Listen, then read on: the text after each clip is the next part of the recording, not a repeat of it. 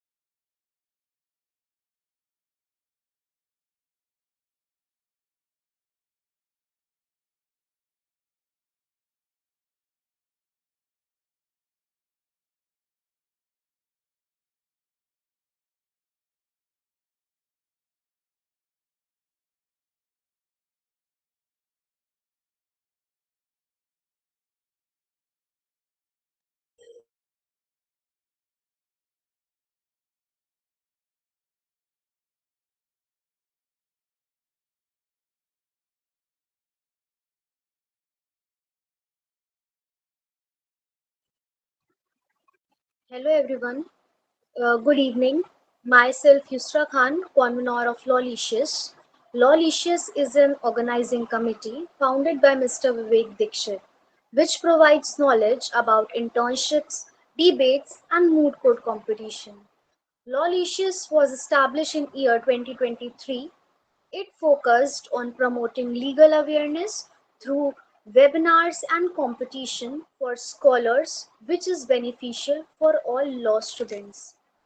Lawlicious has hosted more than 40 plus webinars and organized many debate and moot court competitions. Let me introduce to our Lawlicious Committee's core members. Founder Mr. Vivek Dixit, I, Convener Yusra Khan, Organizing Committee Head Divyanshu Mishra, and our Event Manager Ashu Mishra. Now, I would like to introduce our keynote speaker for today's guest lecture, Ms. Sakshi Ma'am. Ma'am is Assistant Professor at Indore Institute of Law.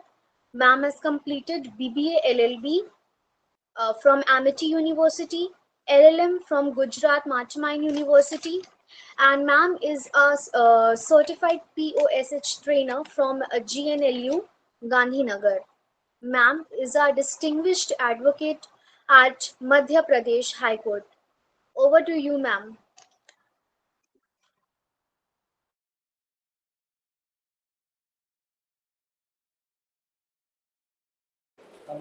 Am I audible? Yes, ma'am. Is the screen visible? Yes, ma'am. Yes, ma'am. Okay. So firstly, we will be talking about the overview that what we will be covering in 1 hour, the introduction to the gender neutral laws. Secondly, we will be discussing that what are the laws which have been applicable for the gender neutrality, what are the types of harassment that have been happening, what are the challenges that the gender neutral frameworks have been facing not to be adopted in India, and what are the global examples. So, firstly, let us come with an introduction part. So, the first introduction is talking about the harassment. Harassment means any of an unwelcome behavior, verbal, physical, or the non-verbal. If we are talking about the verbal conduct of any of an harassment that has been happening, that means that you have been talking to someone or if you are showing some type of gestures which are considered to be non-verbal, but which creates a hostile, intimidating, or an offensive environment too, which can occur in the workplaces, public spaces, online platforms, and within the institution. So, the harassment is such type of an unwelcome behavior that has been happening to each and every individual. It might be either a man or either a woman, right? Or any of a third person can also be facing such type of an harassment. So, considering the harassment, we have to look into the two main ingredients. The first one ingredient is a quid pro quo. That is a Latin maxim that you all would have been studied about, that which is talking about the consideration for consideration. If you are asking someone for some favors and the person is giving you that favors, so he is demanding some of the another favors from you, right? If these type of an ingredient is present, then the harassment has been happening. Second is creating an hostile, intimidating, or an offensive environment. That if you are working in any of an institution and you have been feeling that a person has been isolated from that particular place, that you are not been involving in any of an conversation or not been communicating with that person, may also have such type of an harassment. But ma'am, if a person is only an introvert, then he is not able to talk to that person, then how can we say that this is an harassment? See, when we are talking about a hostile environment, that you are not being considering that person a part of that particular organization. If you consider the person of the part of that organization, then it won't be an harassment. But when you are not being considering that person and you have been humiliating on the basis of their physical appearances, so that will be amounting to an harassment. Now we are talking about the types of harassment. The first one is the workplace harassment. Like in any of an institution, if we are talking about, if any of an schools we are talking about, if any of an organizations we are talking about, so that harassment that has been taking place will be coming under an ambit of our workplace. But when we are considering that, ma'am, whether the extended workplace will also be considered, so yes, it will also be considered depending on the circumstances of the cases what they have been talking about. Second is the psychological. Psychological is the fear of retaliation that a person has been facing upon. Like the person who has been humiliated in such an environment, but he or she is unable to express his views, will be coming under the ambit of our psychological harassment. Third is the sexual harassment. Though if you have been studying about any of an BNS provisions or any of the posh Act 2013 provisions, the sexual harassment has been defined upon.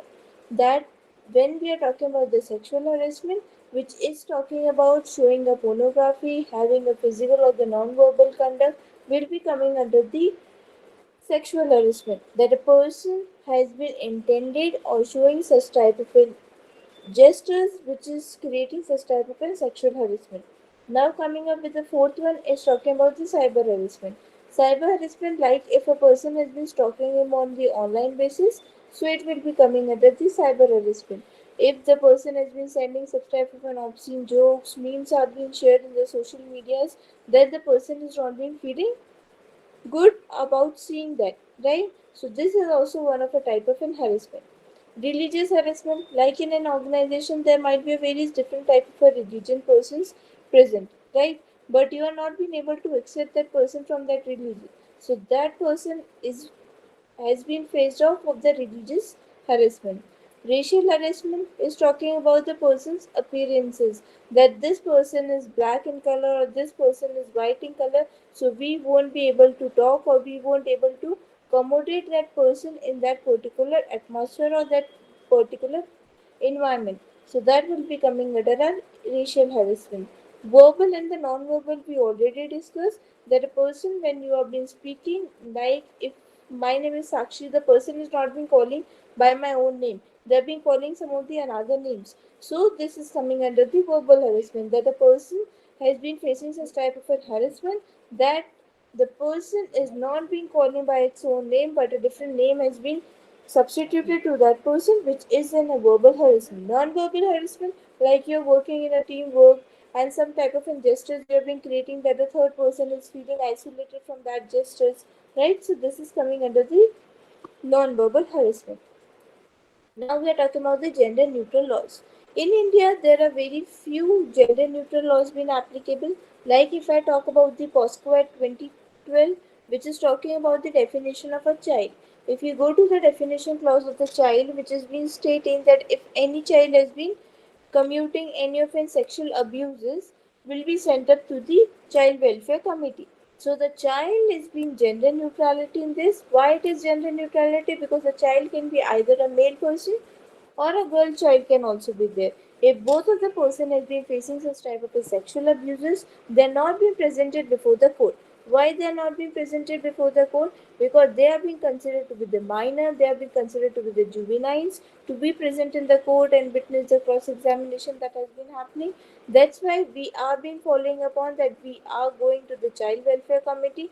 Even the judge has been present over there to look after that what the children have done the crime, what are the sexual abuses that has they have been faced off. So that's why they're kept in the rehabilitation centers, so that they can see that what is the main criteria of this person, that why this type of an abuse he thought to do, or he thought to committed to do such type of an activities. So these are coming under the ambit of a POSCO Act 2012. Now we talk about the Transgender Persons Act 2019, which is talking about a person rights have been applicable, that whenever he or she has been filling an examination form, the gender has been defined, a male or a female, not other, right? So now the third category of a transgender is also being given in that. Firstly, we have to understand the difference between a gender or a sex. The gender is coming up from the social constraint of the society, that if you are seeing a person with a long hairs, we are considering that she is a woman, right? But when we are talking about the sex, which is being oriented from the time of the birth itself, so that is considered to be in sex. So when we are considering the transgender person's right that came into in 2019, so in that the protection for their rights, having a denomination of their, having the PAN card identity, so these all were considered in this act, that particular rights have been provided for these persons too. Now we talk about the POSH Act 2013. As you already know, when the act have been implemented, according to which the laws are also, or according to which the rules and regulations are also being implemented. So when we are talking about the POSH Act, though the preamble is stating that, ma'am, the preamble states that there is written a protection of the woman. So this act is only providing a protection of the woman. Now how this is compiling with the gender neutrality of the law? See, each and every organization is creating their own POSH policies, so that they can have some gender neutrality approaches in their POSH policies too. If we are considering that a person has been facing an harassment, or a male person is facing an harassment, now how can he seek such a remedy out of it, right? So this act is only talking about the protection of the women, but when each and every organization is looking upon that how the laws are to be formulated upon, then we are talking about it. Yes, there can be a neutrality in the laws when we have been drafting our policies. Now we talk about the BNS 2023. If we are talking about the definition of a rape, it has been given who's a sexual harassment done by a woman. It has been biologically very impossible to state that a man or a woman is asking for a sexual favors from a man, right? So these are the types of the laws which can't be changed into a gender neutrality, because it is some type of a biological impossibility that a woman will be going to a man that particularly, I do have to do this, I do have to do an intercourse with you, right? So it is always a man who has been charging upon to say that yes, these are the charges that have been applicable to the men itself only. Now, Uniform Civil Code, if we talk about in India, the applicability of the Uniform Civil Code has been given in the article number 44 of our constitution, which is talking about the Uniform Civil Code. And when we have been talking about the applicability in India, the Uttarakhand of the Goa has been applicable with this Uniform Civil Code. That yes, they are being concerning all the religious, whether they have been Christian, whether they have been Muslim, whether they have been Parsi, whether they have been Hindu, or whether they have been Sikhs. All are being considered under our Uniform Civil Code. That each and everyone will be following this code itself. But while we are considering to the other states, There might be a personal laws been availing over there. A Muslim law will be governed by the Muslim codifications of the laws that have been given. A dissolution of the Muslim Marriage Act will be governing. If we are talking about the personal laws, the Hindu Marriage Act will be governing. The Hindu Succession Act would be governing. Right? Now we come up with the Constitution of the India, though it is one of the dynamic laws to be considered upon. How it is to be considered a dynamic one? When we are talking about the article number 14, it is talking about the right to equality, the equal protection of the law, and equality before the law. That these both dimensions have to be followed upon when we are talking about any of the genders, right? Second, we are talking about the article number 15, which is talking about a discrimination against any of a race, caste, religion, right? So if you have been prohibiting such type of a discrimination, that has been defined under our article number 15. If we talk about article number 16, that the public employment has been restricted upon it. That ma'am, public employment, what does that mean now? The public employment means, like I talked about in the transgender, when they have been filling up any of an examination forms, the third gender is not been defined upon. So that is been restricting the public employment, right? So to restrict, not to be restrictive in that nature, that's why we are considering that the constitution laws are being made for the gender neutrality purposes, that there is a balanced approach towards each and every gender that we have been talking about. Now we are discussing the global examples that have been given. If we talk about the global examples like the USA, talking about the Civil Rights Act, there was one of the cases in 2020 which is talking about the sexual orientation and the gender identity of that person. Like in the previous slide, we discussed about that, ma'am, there is a difference between a gender and a sex. When we have been considering a sex, there might be a male or a female, but when we are considering to a gender, it might be a man, woman, or any of a trans person, right? So when these two languages were being given or interpreted in the US Supreme Court, then they thought that the form of a sex discrimination and the discrimination that has been happening with the third gender has to be inclusive in the nature, so that a safe environment can be created upon. Second is the Equality Act 2010, which is talking about a person's dignity. Like we discussed about, whenever an harassment is happening, then there might be two ingredients to be involved upon: a quid pro quo or an hostile environment. So the forms of the Equality Act of 2010 was been discussing, that is it encompassing all the genders, whether they have been verbal in nature, whether they have been physical harassment, or whether they have been non-verbal conducts have been happening. To protect the person's dignity is the main ingredient of our Equality Act 2010. It's the UK Laws Act. Now we are talking about the Sex Discrimination Act 1984, which was being later been amended in the year of 2013, where the act has been designed for the gender neutrality, gender discrimination, or the harassment which has been happening in any form, whether it might be an employment basis, education, or the accommodation basis. Apart from this, the Canada laws are also been applicable, even the German laws are also been applicable.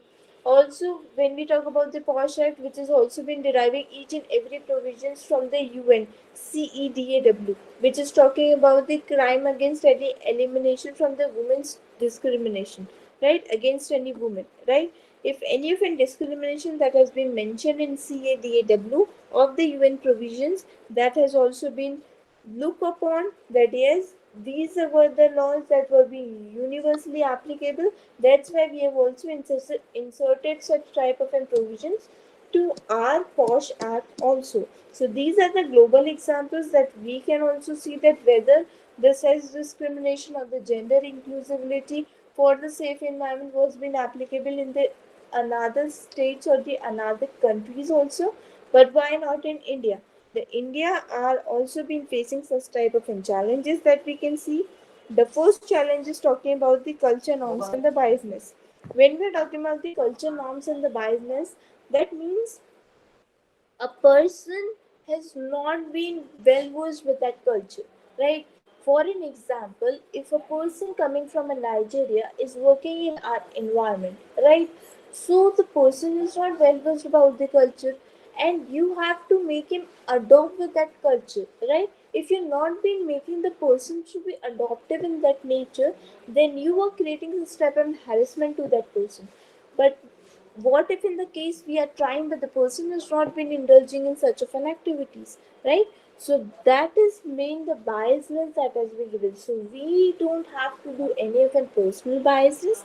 So the culture norms you have to follow, that whenever you see such type of an environment, you have to compare that person into your environment and know that what are the cultures being adopted in our workplaces. Phase 2 is talking about the lack of awareness and the training. Each and every organizations may not on the yearly basis or the monthly basis they might be having such type of an awarenesses or the training programs. Like if the month is there for the hiring, they might hire a new employees, but the new employees are not been aware about any of the policies that have been given if we faces such type of an harassment in any of an organizations, right? So that is also one of the phase that the India has been facing for the implementation of the gender neutrality laws. Third is underreporting of the harassment. Now each and every organization might be having such type of an harassment, so they have to be reportive in the nature that if I am being facing, so I have to face. I don't know what will be the legal consequences for the perpetrator, right? But I have to tell them that yes, these were the reports or these were the things which I have been faced about such type of an harassment. If the person has not been reporting such issues, that might be a minor of issues in that workplace, right? So that's why each and every organization has an annual report, that in that clause they have to mention that we have been receiving 50 sexual harassment cases, under which we have been 25 cases were under the inquiry procedure and 25 were being resolved by a conciliation officer. Like a third party will be sitting, they might be viewing all the victim and perpetrator causes, that what are their chances, that what are their cases talking about, and then they might also report all type of an harassment. Fourth is legal and policy gaps.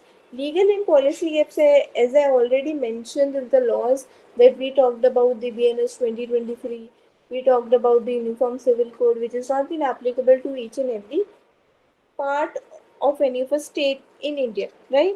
But only Uttarakhand in the Goa has been implementing it. So these type of policy gaps are also there. Like if we talk about the posh policies, depending our organization is only a female oriented, then they might not create their policy to be gender neutrality in that basis, right? They might be creating it only for the women based only. If they have been facing such type of an harassment, then we will be talking about to them only. So these are some of the challenges that have been discussed for the implementation. Now we are discussing about the case laws that have been mentioned.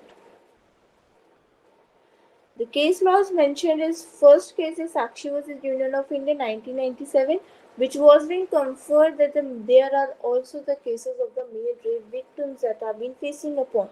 In the 172nd Law Commission report, it was mentioned that there are some of the cases for the male rape victims also that has to be looked into, so that we can create some type of a gender neutral application. If we talk about the Domestic Violence Act, Protection of the Domestic Violence Act 2005, which is been stating that women can also have such type of an remedies been availing. The men's can also avail such type of an remedies under that act. So that act is creating a gender neutrality approaches. Priya Patel versus State of Madhya Pradesh 2006. What has happened in this? That a woman was been accused of a gang rape. That the woman cannot be said that there was an intention to commit a rape unless and until you prove any of in stages or any of a committee that they have an intention for committing a rape, then only we can say that yes, further it will be said to that a person has been raped from that person, right? This is the Nalsa case of Union of India, where the Transgender Protection Act of 2019 came into an enforcement, in which special benefits were being given in the education and the employment basis. Last, we have been talking about the Vishaka versus State of Rajasthan, in which the guidelines were being issued for the workplaces that we have to constitute the internal complainant committee, we have to constitute the grievance redressal mechanism, If the company has been issuing such type of an issue, then we have to go to the local committee, or we have to go to the district level committee. So these were the guidelines that were being issued in the state of Vishaka versus state of Rajasthan 1997, also popularly known as Vishaka guidelines. That before the Posh Act was being came into an enforcement, that each and every woman were not been having the guidelines to be issued upon if they are working in any of workplaces. That's why the Posh Act 2013 came into an enforcement, because in this case a Babri Devi named woman was been brutally raped, though she went to ban that child marriage, right? But when she went to ban the child marriage, the most of the political influential people has brutally gang raped her. That's why this case came into an enforcement, and after that the law has been applicable. Posh Act 2030. Last case is talking about the Sudesh Jaku versus KC Jaku 1996, in which a distinction was being made that whether a male has been committing a crime or whether a females have been committing a crime. So we also have to make some laws regarding the protection of the male rape victims. On the basis of their gender, it was being decided that further protection only for the female rape victims has not been enough. The male rape victims should also have such type of a protection, so that we can bring some inclusivity in our environment depending upon the genders. Now, what are the recommendations? Recommendation is training and the awareness program, that regularly basis we can have such type of training programs or the awarenesses programs among the employees or the employer of that particular organization. Comprehensive policy designing, like comprehensive policy designing, what does it means? That when we have been designing each and every policy of our organization, it should show that you have been gender neutral in your policies. It's not favoring that the women have been getting such type of an convenience facility, but the male is not getting a convenience facility, right? The woman can be go at 5 p.m., but the male can't go till 5 p.m., right? The male can go by 10 p.m., right? So these type of a comprehensive policy designing should be there. Safe reporting mechanism. Now, what the safe reporting mechanism means? That when you're working in an organization, the Ministry of Women and Child Welfare has also talked about that there should be a she box.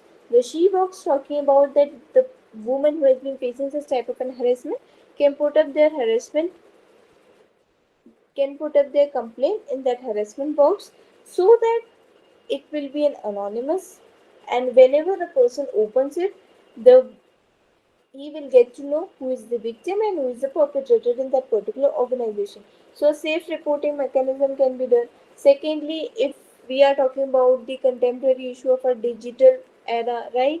So if we talk about the digital era, then we can create this type of an online portal in which you can type your complaint, that this was a complaint that was in happened to me on this time, on this date. You can draft it and send it to the HR of that company, right? If you have been sending it and they will be reviewing it, though they don't know who has been given this complaint, but anonymously they will get to know whenever they set up their internal complaining committee, right? So these type of safe reporting mechanism can be there, that these type of the confidential information should not be leaked within the organization or to the media, because it can create a more hindrance in the procedure that has been happening for resolving that particular issue.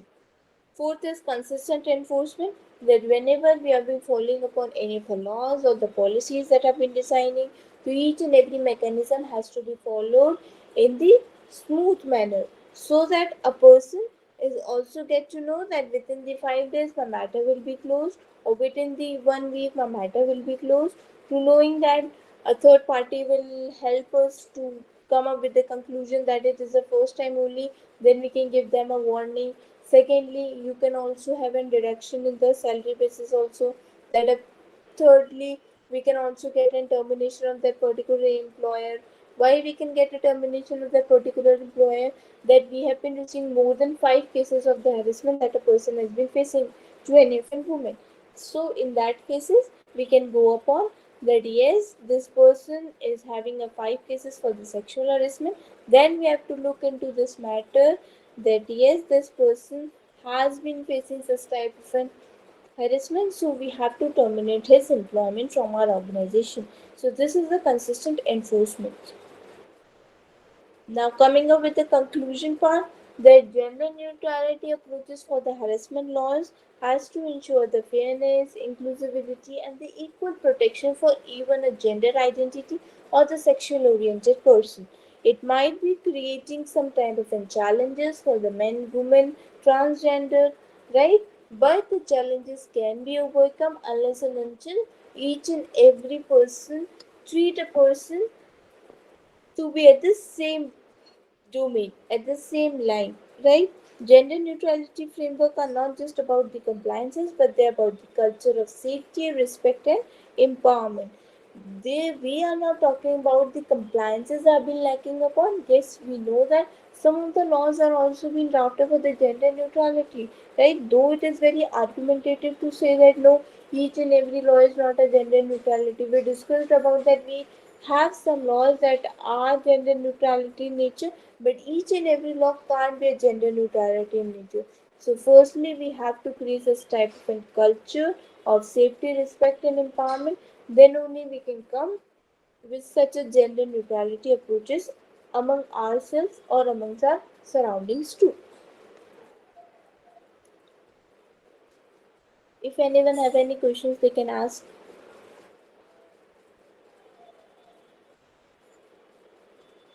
Any participant have any question, then you can ask.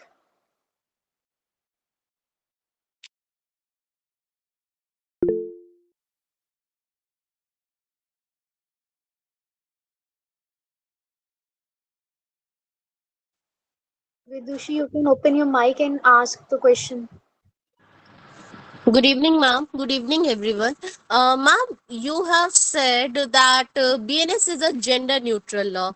Ma'am, I do really want to know what are the things which are present gender neutrally in BNS, because, ma'am, if I look closely, then there is one specific chapter which is related to the protection of women and children from sexual offenses, but there is no chapter or not a single section which can be said that a male is is being provided with the same protection just like female, because in India it, or even in whole the world, or in whole world, rape is not bound to a particular gender. It can be done with males as well, and sometimes they face it more brutally than we can imagine. Then, ma'am, section 85 and section of 145 of CRP, 496 of IPC, and sorry, 490s and 145 of CRPC and IPC.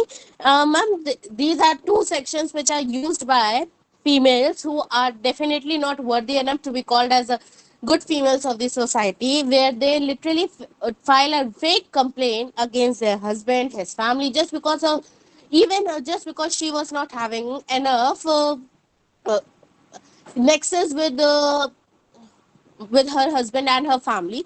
So, ma'am, these are the some of the sections which literally provide some females some extra protection, but there are no section in BNS or even in BNSS or BSA where a male can be said that he is given the same protection. Even, ma'am, our Domestic Violence Act is against male only and his family, but sometimes we have seen that a male is also the victim of brutality done by the wife and her families. Some of the recent examples are present.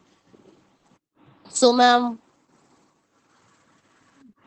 can you tell me, is there any provision in the BNS which provides the protection to male?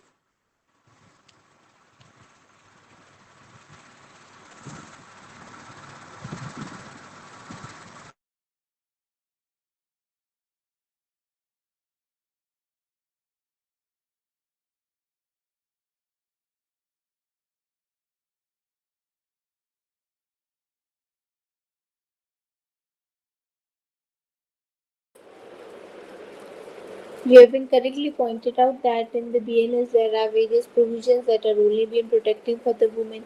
But when we are talking about the protection for the Domestic Violence Act 2005, In that also there are various provisions that are only been protecting for the women. So why the laws are being made for the women oriented only, but why not the male oriented, right? So in some of the provisions that we can also state that the men's can also be protected, they can also seek some type of remedies out of it. If I talk about any of an harassment that has been happening, right? So there is not a particular section or a particular article that has been articulating that yes, these are the rights that have been, the men can also be protected depending on the cases or the circumstances of that particular cases, right? If I talk about a person has been getting a promotion, a male person is getting a promotion, though a female can also get a promotion in that role. But what did a female did? A female filed a false complaint regarding that male person, that this person has been harassing me and I want that you should take a strict action against this person. Now when the complainant body or the internal complainant was being set up, they have been looking upon that these were the issues that have been happening. Then we talked about that particular issue was being frivolous in nature, right? That we got to know that this is a false complaint being filed by the female employee. So these type of circumstances when it happens, so we have to look at what is the case talking about. If the case is talking about that the man has been facing such type of violence from that woman, then how he can be protected, or how the evidences that have been proved upon, that when the evidences have been proved, though the plaintiff is also having the same bare act and the defendant is also having the same bare act, the same provisions have been there, but the what the case is about, the interpretation and how well you have been researching about the case process that have been present for that particular case. If that particular case has already been happened before, then how you will be drafting your petition accordingly, that how you can counter these type of statement when they are being presented in before the court, right? So whenever you are being facing this type of an issues, that ma'am, there are not specific provisions talking about the men protection, but when you will be well researching about these particular provisions, then you will get to know that though the various languages are same, but what is the words about over here, the interpretation of the words have been different, right? So the judges sitting in the court will help you to how to interpret it, how the judgments are being interpreted. Then we will get to know that yes, both the barracks were being stating the same, but the men were also being protected in such of the cases, but in some cases the women were only being protected, right?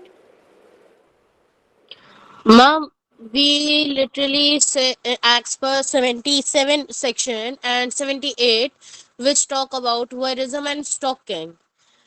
Ma'am, even I have did some research like in Manupatra and all, but there was no particular case law which I found which said that a female can also be punished for the same act.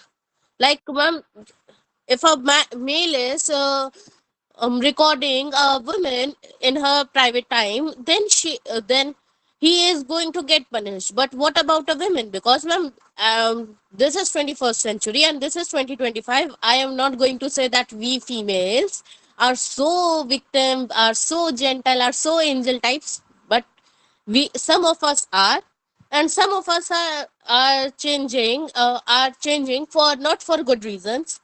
So, ma'am, they also stalk people. They also capture people in their private time. And even, ma'am, there has been a news recently. A female also recorded her own daughter privately while she was in the washroom. Ma'am, this act can be done by a female, and ma'am, and still we literally say that a male of a is more a type of a person who can commit crime.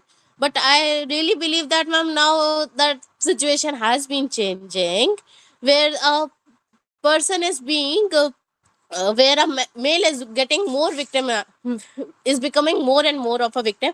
And ma'am, as per Rakesh Sharma case versus state, the Supreme Court has clearly mentioned that the cruelty section which is defined in BNS at that moment it was IPC. The Section 85 is being used by females in a wrong manner. It was brought to protect the females, but now they are using it for their own vengeance. And ma'am, there has been one survey which has been done by the NHRC, where it was clearly stated that 70% of the cases which are filed within those with the help of NHRC are fake.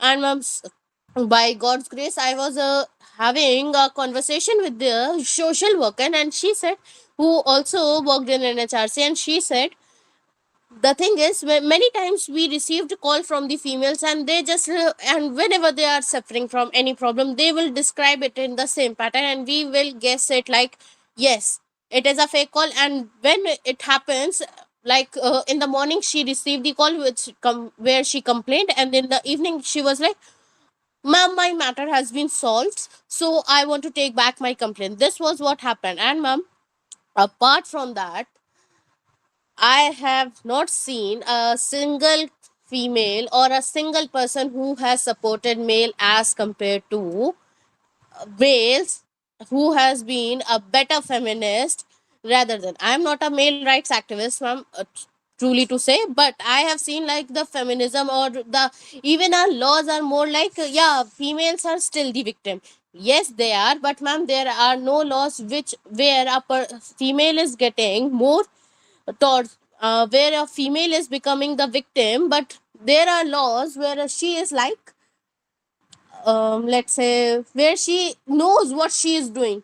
Even the Supreme Court has given the guidelines to the police that you have to do some background checking before filing a FIR or taking some action, so that a victim who is no is reality is not the person who is the culprit, he or she he and his family members are being protected because of this. But ma'am, this also didn't happen. So ma'am, our laws, our government, our society is still thinking, what do you think that how can we change it? Because I don't think so females are going to accept it very easily, or so called these pseudo feminists who act like courtroom warriors and selective warriors, where they are silent when a female really needs protection, or a female who are not worthy, they are not going to raise their voice for them. Or even when she is going to be, she is like, अरे गलती ही तो की है उसने. That is what they say. So ma'am, could you please also tell me how a society can how a society can change their perspective to make this situation like it is more or less like a gender neutral, rather than taking it as a female as a victim everywhere.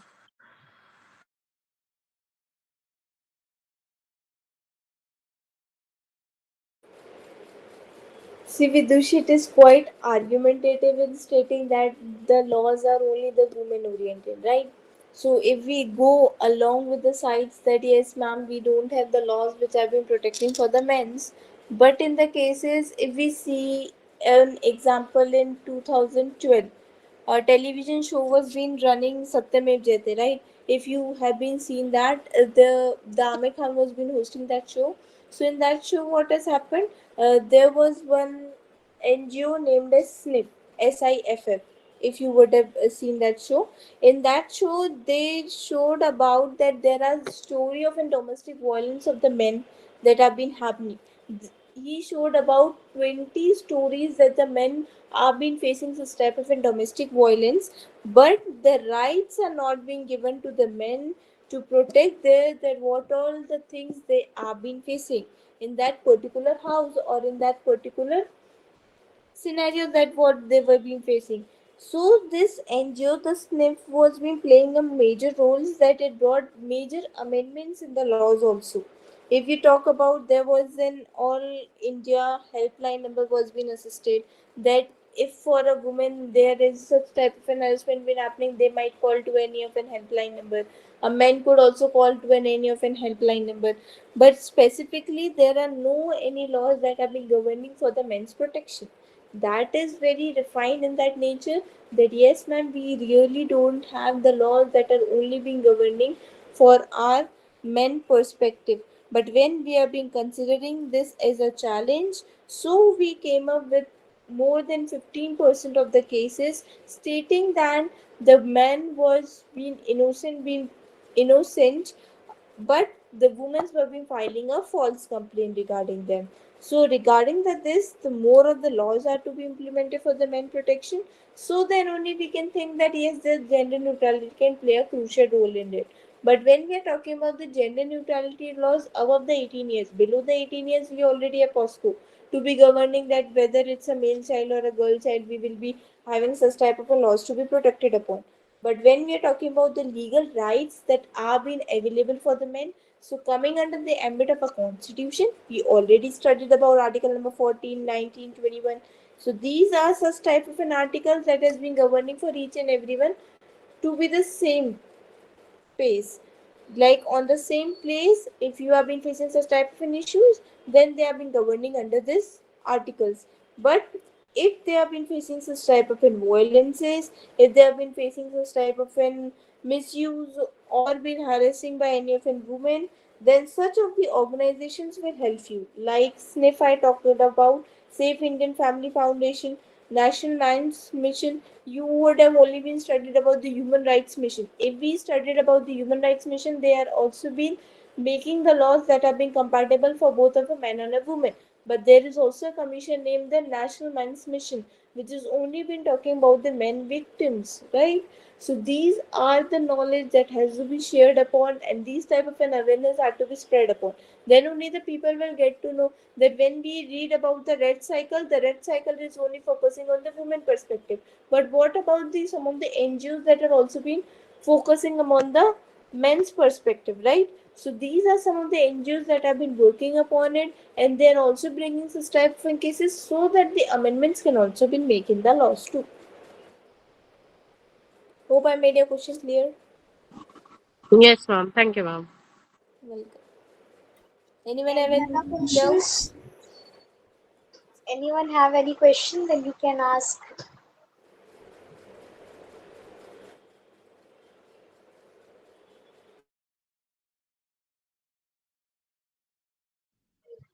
I request every participants to please fill the feedback form for your certificates. If you fill that feedback form, then only you will get your certificates. Otherwise, not. And if anyone have any question, then you can ask.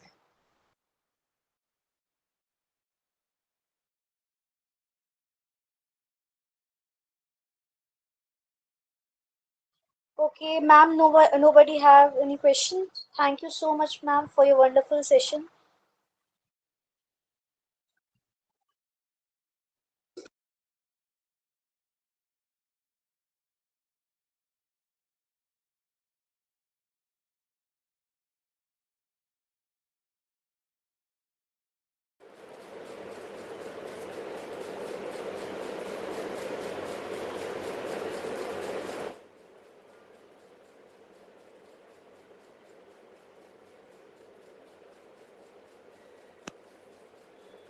Thank you, everyone.